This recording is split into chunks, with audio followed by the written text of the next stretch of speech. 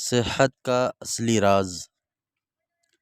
کسی بادشاہ نے رسول اکرم صلی اللہ علیہ وسلم کی خدمت میں ایک طبیب بھیجا کہ ضرورت کے وقت آپ کی جماعت کا علاج معالجہ کیا کرے۔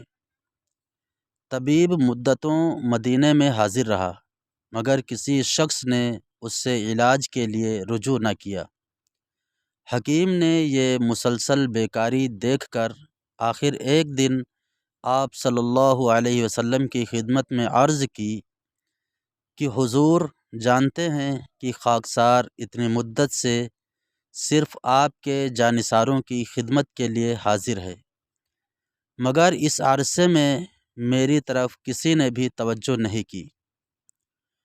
حضور اکرم صلی اللہ علیہ وسلم نے فرمایا، ان لوگوں کا قاعدہ یہ ہے کہ جب تک بھوک غالب نہ ہو کھانے کو ہاتھ نہیں لگاتے، اور ابھی پیٹ بھرتا بھی نہیں کہ ہاتھ اٹھا لیتے ہیں، اس لیے آپ کی خدمات سے فائدہ اٹھانے کا موقع کم ملتا ہے۔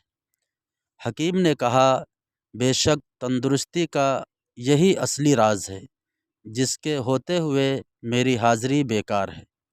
اس کے بعد حکیم نے آداب بجا لا کر وطن کی راہ لی۔ السلام علیکم۔